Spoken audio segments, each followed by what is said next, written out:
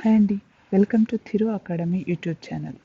ఈరోజు మన వీడియోలో వచ్చేసి వాట్ ఈస్ ఫంక్షన్ అంటే ఏంటి and how to use it, ఎలా క్రియేట్ చేస్తాము అనేది ఒకసారి చూద్దాం. ఫంక్షన్ అంటే ఏంటంటే, ఫంక్షన్ అనేది some set of executable statements to perform a task.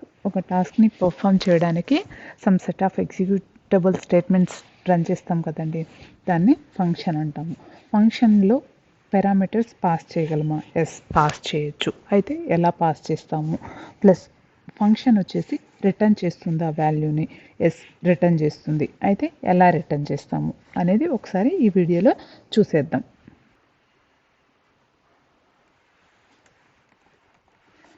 Function means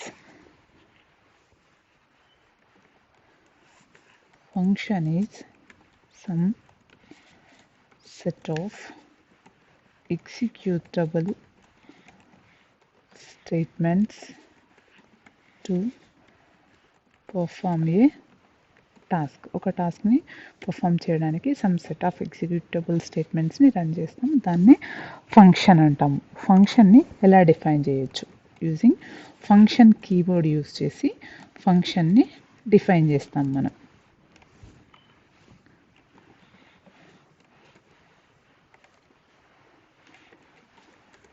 ఎక్సిసి from some message pass చేస్తున్నాను.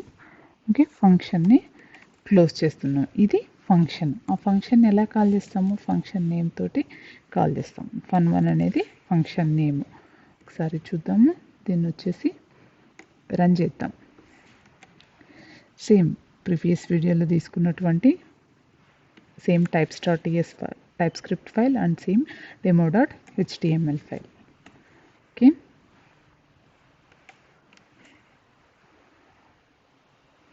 సారీ, కాపీ చేయడంలో మిస్టేక్ అనుకుంటాను. ఎస్, ఫంక్షన్ కీవర్డ్ ఆ లైన్ మొత్తం పోయింది, అందుకే ఎర్రర్ కనిపిస్తుంది. ఓకే, సేవ్ చేశాను. So no compilation errors. Okay, ఒకసారి రన్ చేద్దాము. రిఫ్రెష్ చేస్తున్నాను. చూడండి, ఎగ్జిక్యూషన్ ఫ్రమ్ అని చెప్పి మెసేజ్ ప్రింట్ అయింది కదండి. సో అదండి ఫంక్షన్ అనేదాన్ని అలా క్రియేట్ చేస్తాము. ఓకే, ఫంక్షన్లో పారామీటర్స్ ఎలా పాస్ చేస్తాము? Okay, we can pass arguments to function.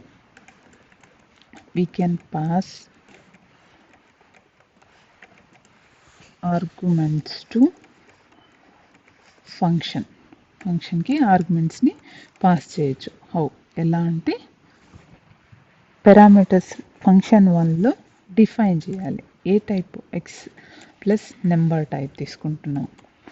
Why colon number, ఇది కూడా number type.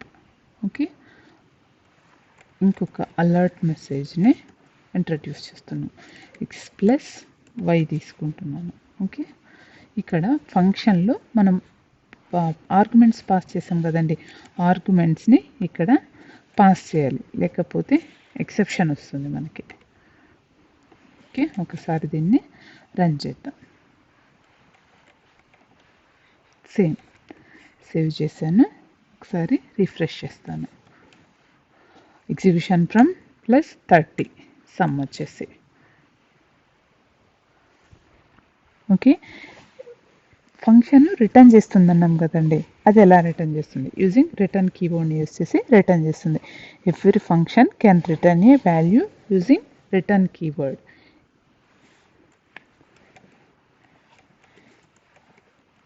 Every function can return a value using return keyword. Okay, same example తీసుకున్నాము. కాకపోతే ఇక్కడ పారామీటర్స్ని పాస్ చేయట్లేదు.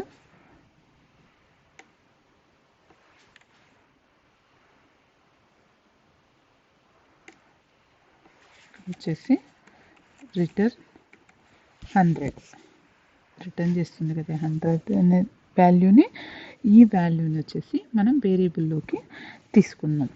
ఇలా var value or return value colon any equal to function call చేస్తున్నాం. ఆ function అనేది వాల్యూని రిటర్న్ చేస్తుంది.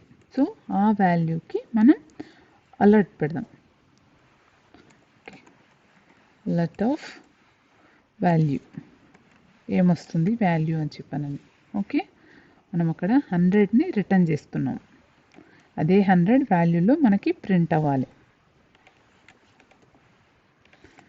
సేవ్ చేశాను, కంపైల్ అయిపోయి ఉంటుంది, 0 ఎర్రర్స్. ఒకసారి రిఫ్రెష్ చేస్తాను. ఎగ్జిబిషన్ ఫ్రమ్ +100 రిటర్న్ చేసింది. ఈ విధంగా మనం ఫంక్షన్ని క్రియేట్ చేయొచ్చు, ఫంక్షన్లో ఆర్గ్యుమెంట్స్ని పాస్ చేయొచ్చు, ఫంక్షన్ని వాల్యూని రిటర్న్ చేయొచ్చు. ఓకే, థ్యాంక్స్ అండి. మీకు కనుక ఈ వీడియో నచ్చినట్లయితే ప్లీజ్ లైక్ చేయండి, షేర్ చేయండి అండ్ సబ్స్క్రైబ్ చేసుకోండి. Thank you for watching.